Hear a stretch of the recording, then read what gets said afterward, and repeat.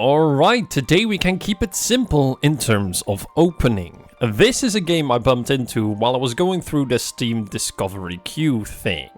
You might know the drill at this point. I took one look at it and I was sold, and I wanted to at least play it, and if interesting enough, wanted to review it. And by watching this video, it confirms I found the game interesting enough to talk about it. My interest was mostly piqued by the fact that this game seems to mix and combine a lot of gaming aspects that maybe shouldn't mix at all. Like its 2.5D or whatever you call it art style, with highly detailed 3D locations and anime design styled characters, but also with an overworld map that is made out of blocks, like it's from Minecraft. The gameplay as well seems to be mixing up a lot of things, as it looks like a deeper version of those old flash games where you had to move around troops in nodes, even having a little bit of the vibe of the board game Risk. Yet it also has turn-based combat with armies and heroes with skills and things like that. And there's supposedly a decent story to connect it all together that even involves player choice. So yeah, it was safe to say that my interest was piqued, and now I'm just very excited to talk about this game. So without further ado, let's just get into it. This is my review of the great villainous strategy of Lily. The Emperor is dead, and the capital city of the Empire is on fire.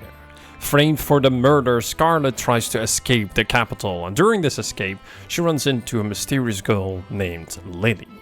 With her help and cutting-edge steam airship, Scarlet escapes the Imperial capital and declares war against the Empire. Soon after this declaration, she, together with Lily, sets the stage for the theater of war, setting up a revolution that soon consumes the entire continent. However, war is also the ideal breeding place for darker forces to move and act on their devious plans. The story premise is short, and while full of potential, ends up just being alright, and in all honesty, nothing to write home about. Personally, I found it just to be rather plain, predictable, as it's a basic war story with a character trying to prove their innocence, while the world itself rises up in a revolution around that character. Unfortunately, the world itself is kept at the same level as the story, barely establishing itself. It's more or less a fantasy world with a hint of steampunk, as there are airships and other steam-powered vehicles. However, as bad as that sounds, it did do its trick and serve as a great stage for the characters, whom are all well written. They have a lot of character, and the way they interact and develop more or less became a replacement of the overarching story this game offers. The story mostly focuses on Scarlet and Lily, whom are quite the opposites of one another.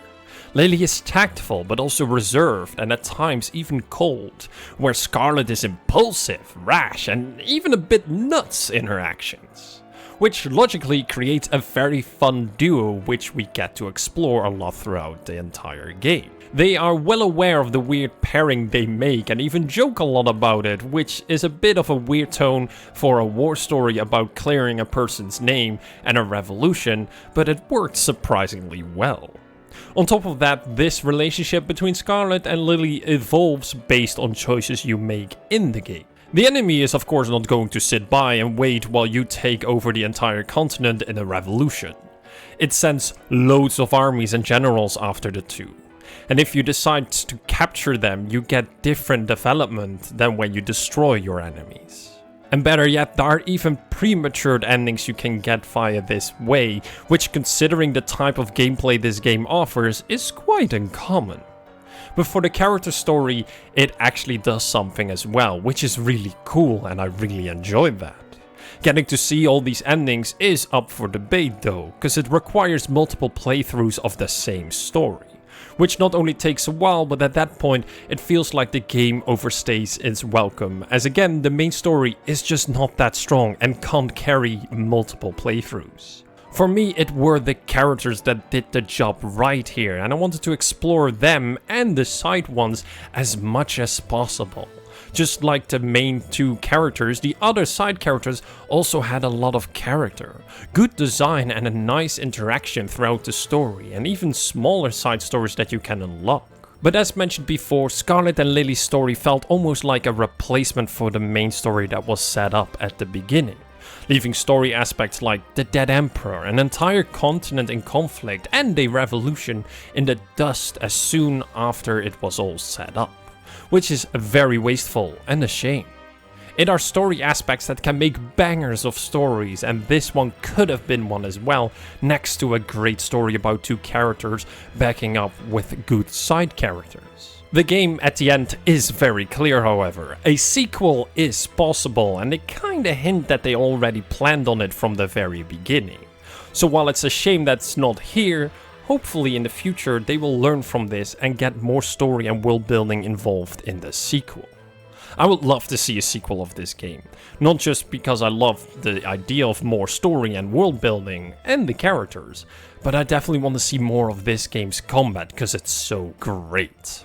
As stated in the opening, at first glance it reminded me a lot of an old Flash game and a little bit of Risk, with turn-based battles somewhere in between. And while I do hate Risk with a burning passion, I still thought the mix here looked pretty cool. And in reality, the combat is really that cool. I was very pleasantly surprised how much fun the combat system is. The map is divided in all these nodes connected to one another. Units can move over these nodes, and once captured belongs to your kingdom. If units of both parties meet at one of these nodes, a battle starts, which either can be done in classic old school turn-based fashion, where you have to beat or deal as much damage in 3 turns, or auto-resolve it. The main goal is usually to take over the enemy's HQ and beat their main units, either to death or to capture them. And that is basically the basics, but the game does have its tricks up its sleeves to keep things interesting. First trick is the streaming airship. Yes, like in our world, this world's people can be mind controlled via live streams. Here control translates to things like blocking army movements, limiting supplies, faster territory capture, or even making entire armies disband. As you are on the side of the revolution, you are the weaker side in this conflict, but this airship is a big game changer to create opportunities on the battlefield that will make a difference. Of course, it has its cooldowns that you have to keep in mind and plan accordingly, adding a small but nice tactical layer on top of your choices. The second trick has not as much impact on the combat itself, but more about the teams you make. Each character can gain affinity with selective other characters whenever they win battles together. This will give you some really nice side stories about each character. When you hit S rank with an affinity bond between two characters, you unlock special moves that they can do together in combat, which does massive damage and give these cool animations. The third and final trick is choice of battle. While winning battles is of course key, it are logistics that will win you this war. Defending, attacking, or sacrificing half your army are choices you need to make constantly. And supply lines play a huge role in making these choices, because without them, your units have no way to recover from battle, nor can it help others on the map to obtain other goals. I especially love the fact that choice of fighting has 2 different outcomes instead of fast skipping. Auto-resolve is not resolve of 3-turn combat. Instead, it roughly translates to a simplistic 1 turn done automatically. Meaning that sometimes you get into a situation where you would totally lose a full 3-turn combat, but can survive and therefore hold your ground against a stronger opponent by just fighting 1 simple turn via the auto-resolve. Sometimes you can even choose to use auto-resolve with multiple armies to weaken the enemy before you go into a full frontal assault with your main force. Again, I love the fact that both choices have their own weight, result and usage rather than just being a skip button. It also made fights you do fight in person feel more important, and if you find the 3-turn combat encounter too long, you can even speed them up themselves, giving you almost the best from both worlds. However, and that is a big one, the game seems to block you from being effective or tactical when it comes to the numbers behind these fights.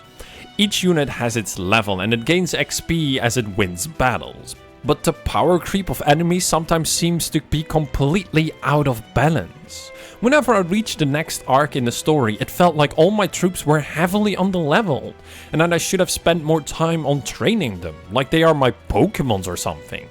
Yet, here's the thing. I took my time a lot and fought many meaningless battles, as I love to turtle in these kind of games and slowly make my way forwards. And yet I still ran into this problem, which is a big shame, because eventually the power creep was so high I lowered the difficulty because I did not want to grind levels for hours at the gates of the enemy's capital just to progress. Another thing is to keep in mind is that Lily or Scarlet is not allowed to die in this game. This entire war story is told from their perspective. Death would result in the end of that story and therefore the game. This can get annoying quite a bit, as again, the enemy at some stages has a very strong position over yours by default and can't be overcome by numbers or a lot of tactics. But even at lower difficulty, the endgame will result in the same situation. Enemies can have a higher level than you, as yours is capped at 40. Which made the final battle a bit unfair. Because fighting against a powerful enemy is one thing, but not being able to tactfully create an equal footing feels just awful in a tactical game. And while these moments were very annoying, thankfully they were very rare, and most of the time this game is just awesome and fun in terms of combat. It even allowed me to do a thing I love to do in these kind of tactical strategy games. In games like this, player-created stories just happen, or at least they happened to me, and I loved it. Like, I had this hopeless squad whom were a collective of some of my units that were always underleveled, always were losing, and well, were always hopeless. And I always struggled to find proper purpose for them, but when I found one, they actually weren't hopeless at all, making even a difference. But compared to my main units, they were still very hopeless, but they wore that badge with pride and honor. Then I had the Double Trouble duo, who were connected via the character side stories, but also complemented each other well in gameplay. If I needed a node to be fortified and held at all costs, they were the ones I called. Especially because their squad was built out of 2 units, avoiding almost all bottlenecks, as most nodes are capped at 2. And then there was my favorite squad. They were created in a very dire situation. Out of nowhere, the enemy appeared in the west while my campaign was taking place in the east. Logically, I had to stop the enemy in the west from advancing, or at least slow them down enough so I could finish off the eastern front and organize my troops towards the west. The main goal of the squad was to constantly disrupt their supply lines, be a pest to their troops and movements.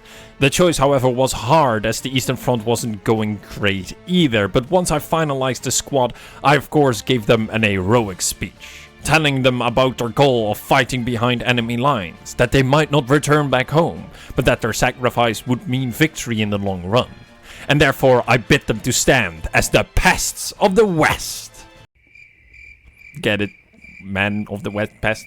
Yeah, I call them the pest of the West. Yes, my jokes aren't original and cringy, but honestly, I had a great time making these stories while playing the game. These self-created stories is what I love of tactical games, and there was plenty of room to make them, so I did. And now I'm sharing them unashamed, of course. But in all seriousness, of course I wish there was more room to do so. The lack of a skirmish or scenario mode limited the room of this once the game has ended. All the more reasons I want to see more of this game, or at least its design in its potential sequel. Its gameplay is great, story is alright and fun, and self-created stories made it just memorable. I just had a great time with this game, and I think you will as well if you are remotely interested in tactical games. It doesn't have overly complicated combat designs, but it's not too simple to get boring too soon. It has a little main story and a great fun character story to experience. The game even has multiple endings, which is great, though the question is if you will experience all of them. Playing through the entire story mode cost me roughly 15 hours, so give or take it might take you 40 to 50 hours to experience all endings. Which is quite decent, but after I completed the story for the first time, I didn't feel the need to do it again. I was satisfied, and I'd rather have the game end on a high note instead of ending the game halfway through my second playthrough because I'm not interested in it anymore. The price might be up for debate to some, as the base price lies just below 30 euros, which sounds like a lot for a 50-hour game or so, but in my opinion it was totally worth the 30 euro price tag, though you can wait for a small discount. and it has a demo you could check out to see if you actually like the game. But to the rest that enjoy tactical games on a regular base and find this game interesting, I would say do not hesitate. Don't overthink it, just go for it. It's a fun little game you probably will enjoy.